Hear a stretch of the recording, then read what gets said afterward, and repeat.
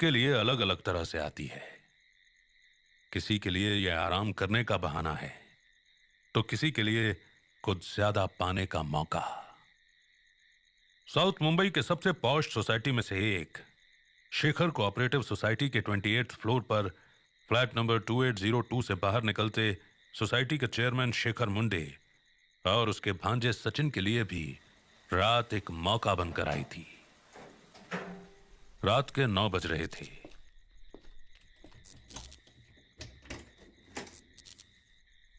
सचिन, अच्छे से देख ले फ्लैट। तेरे और तेरी बीवी के लिए ये परफेक्ट रहेगा। क्या मामा, आप भी? अभी तो 3 मंथ्स है ना शादी में। वैसे फ्लैट वाकई मस्त है, फुली फर्निश्ड, ईस्ट फेसिंग, इतना खुला खुला बालकनी।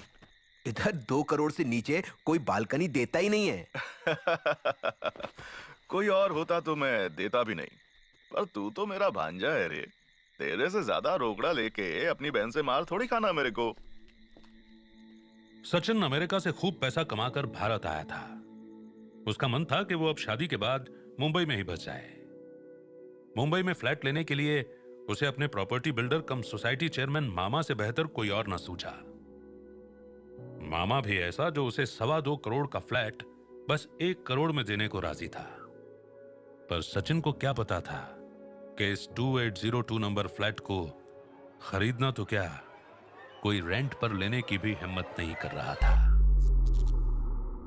अच्छा मामा, इधर कोई लफड़ा वफड़ा तो नहीं हुआ था ना? शेखर ने अपना गला साफ किया, फिर उंगलियां चटकाई। उसने नर्वस होकर तुरंत माथे का पसीना पोंछा। लफड़ा? कैसा लफड़ा? इधर अपनी सोसाइटी में कोई लफड़ा नहीं होता पगले।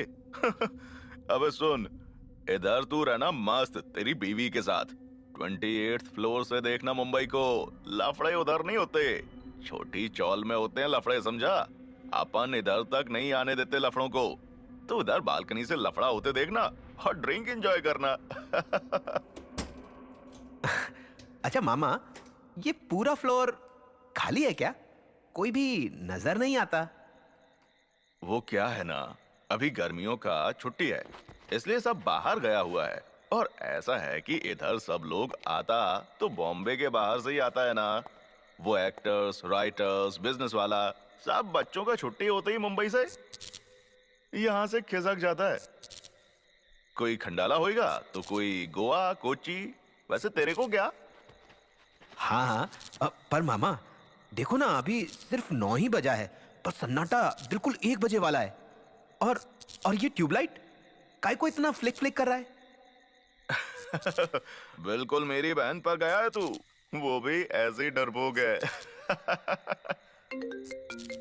शेखर की नकली हंसी उसके फोन पर आए नंबर को देखते ही गायब हो गई। Phone society secretary robin Paul का था। शेखर ने रिंग को साइलेंट किया और सचिन से बोला, मैं इस लाइट को कल फिक्स कर दूंगा, तू टेंशन मत ले रे। तू एक काम कर, तू जा मेरे ऑफिस में बैठ, मैं उधर 10 मिनट में आता हूँ, ठीक है? शेखर के बदले हाव भाव को सचिन ने तुरंत नोट किया, पर वो कुछ बोला नहीं। वो खुद यहां से जाना चाहता था। सब कुछ अच्छा होते हुए भी न जाने क्यों उसे कुछ अजीब, कुछ डरावना लग रहा था। सचिन के लिफ्ट में घुसते ही शेखर ने तुरंत कॉल रिसीव किया। हाँ बोल रॉबिन, काय को डिस्टर्ब करता है इस टाइम तू? हाँ, पर दूसरी तरफ से रॉबिन की नहीं, बल्कि सोसाइटी के स्वीपर खावला हुसैन की मदभरी आवाज थी। मैं हूँ। ओ कमला, तू है? देख, अगर तूने रंडी रोना करने वास्ते कॉल किया ना, तो फिर खावला को ज्यादातर सोसाइटी वाले कमला ही कहकर बुलाते थे। नहीं नहीं, मैं मिलना चाहती हूँ। तुम टावर 5A की 28th फ्लोर पर मिल सकते हो, उधर कोई नहीं आता। शेखर के चेहरे पर जीत और हवस की मिलीजुली मुस्कान तैर गई। अरे क्या मस्त इत्तेफाक है, मैं अभी इधर ही है, 28th फ्लोर टावर 5A में। तू बिंदास आ, और सुन, अकेली मत आना। शेखर की खिनौनी हंसी से पूरा फ्लोर गूंज उठा। फोन काटते ही एक अजीब सा ठंडा एहसास शेखर को हुआ। इधर लॉबी में क्या करूंगा, फ्लैट खोलकर आराम से वेट करता हूं। शेखर ने जैसे ही फ्लैट खोला, उस पूरे फ्लोर की लाइट्स जलने बुझने लगी। सर्द हवा का एक और झोंका शेखर के चेहरे से टकराया। पर फिर भी शेखर को अपने माथे पर पसीना आता महसूस हुआ। वो तुरंत लिफ्ट के पास पहुंचा। वहां 3 लिफ्ट मौजूद थी। उसने एक्सप्रेस लिफ्ट का बटन दबाया। उसे वो ऊपर आती दिखी। शेखर से इंतजार करना मुश्किल हो रहा था। अचानक पूरे फ्लोर की लाइट्स ऑफ हो गईं और लिफ्ट की स्क्रीन पर बढ़ते हुए नंबर भी गायब हो गए। शेखर के मुंह से आवाज भी नहीं निकल रही थी कि तभी उसे सीढ़ियों के रास्ते किसी के कदमों की आवाज आई। कौन है? वॉचमैन? कमला, तू है क्या? उसी वक्त टावर 3B के 28th फ्लोर पर खड़े महेश अग्रवाल ने देखा कि टावर 5A के टॉप फ्लोर पर लाइट्स फ्लिकर हो रही हैं। फिर अचानक लाइट्स बंद हो गई। लाइट के फिर ऑन होते ही जो नजारा महेश के सामने आया, उसे देख महेश की रूह कांप गई। वहीं टावर 5A के पीछे 28th फ्लोर पर शेखर को अपने ठीक पीछे कोई महसूस हुआ। उसने तुरंत मोबाइल की लाइट जला ली। उसे कहीं कोई नजर नहीं आया। अचानक लाइट आ गई। शेखर जल्दी से लिफ्ट की तरफ घूमा और उसके ऊपर आने का बेसब्री से इंतजार करने लगा।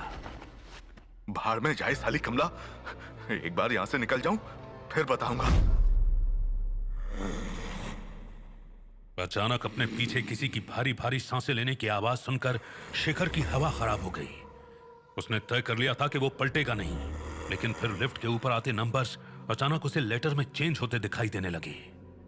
एक एक लेटर को शेखर बोल बोल कर पढ़ने लगा। ये क्या?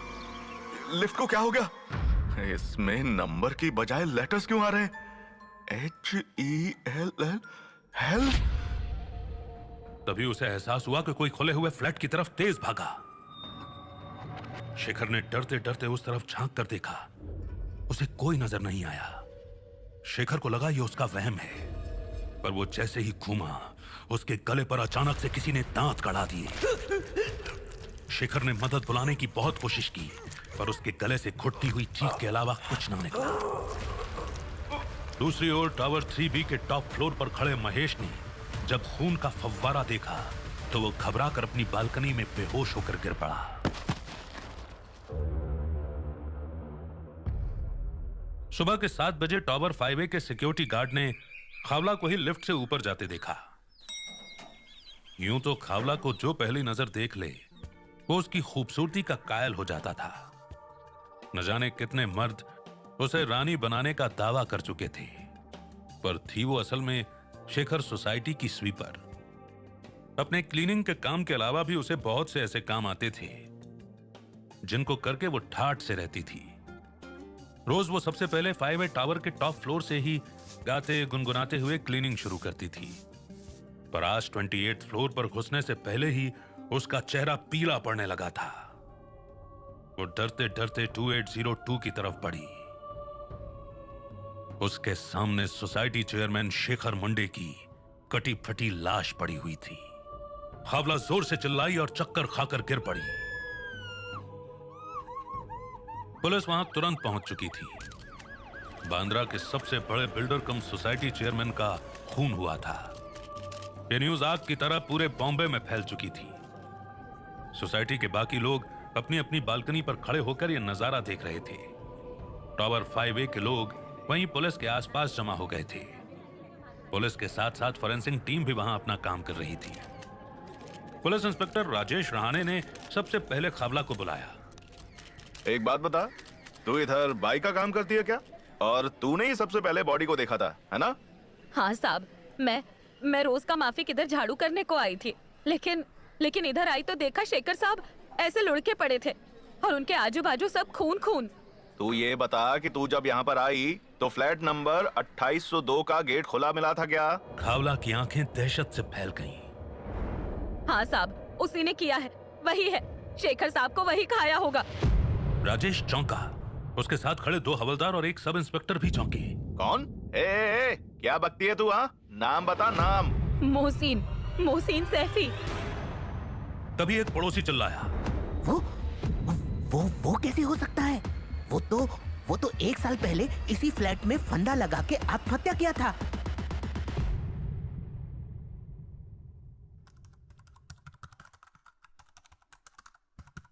सुबह 7 बजे शेखर सोसाइटी से कोई 20 किलोमीटर दूर कोलाबा में इंडिया की top most crime thriller writers में से एक सौंदर्या मित्तल ये नहीं जानती थी कि उसकी अपनी जिंदगी में ही एक दिल दहला देने वाली मिस्ट्री दस्तक देने वाली है। सौंदर्या सुबह 7 बजे से ही अपनी राइटिंग डेस्क पर बैठी एक नई मर्डर मिस्ट्री लिख रही थी। उसका हस्बैंड पंकज मित्तल और बेटा रघु दोनों गहरी नींद सो रहे थे। सुबह 7 बजे आई कॉल को देखकर सौंदर्या हैरान हुई। उसने हिचकिचाते हुए फोन उठाया। दूसरी तरफ इंस्पेक्टर रहाणे था। मिसेस मित्तल, आपको अभी शेखर सोसाइटी आना पड़ेगा। आपका फादर का मर्डर हो गया है। एक पल में सौंदर्या के शरीर का जैसे सारा खून सूख गया। शेखर सोसाइटी में रात 11 बजे खावला पार्क में बैठी बच्चों को खेलता देख रही थी। इसमें उसका 4 साल का बेटा अब्राम और 14 साल की बेटी मरियम भी शामिल थे।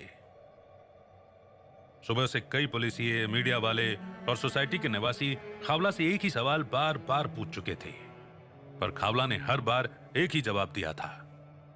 उसने शेखर साहब को ऐसे ही खून के बीच में पड़ा देखा था। इसके अलावा उसे कुछ नहीं पता। वो बच्चों को देख ही रही थी कि अचानक उसे टावर 5B के फ्लैट नंबर 301 से एक आदमी उसकी तरफ इशारा करता दिखाई दिया। यह सोसाइटी सेक्रेटरी रॉबिन पॉल था। दिमाग लेस आदमी को आज भी चैन नहीं है। खावला उठी और टावर 5B की ओर चल दी। अपनी मां को जाता देख अब्राम भी उसके पीछे जाने लगा। खावला के जाने के कुछ देर बाद ही टावर 5A के 28th फ्लोर पर कुछ हलचल शुरू हुई।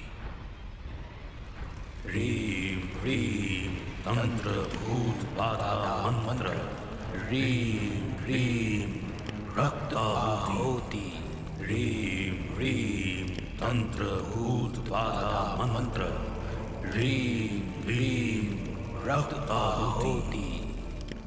उसी बिल्डिंग के 27th फ्लोर पर एक 8 साल के दुबले पतले बच्चे आदिल ने जब ये अजीब सी आवाजें सुनी तो वो चश्मा साफ करते हुए बिना अपने घर में बोले सीढ़ी के रास्ते से चुपचाप 28th फ्लोर की ओर जाने लगा। आदिल ने देखा कि 10 अजीब से दिखते लोग सर से पांव तक काले कपड़ों में लिपटे 2802 नंबर फ्लैट के आगे मीट का एक बड़ा सा टुकड़ा रख रहे थे। आदिल उन्हें देखकर घबरा गया।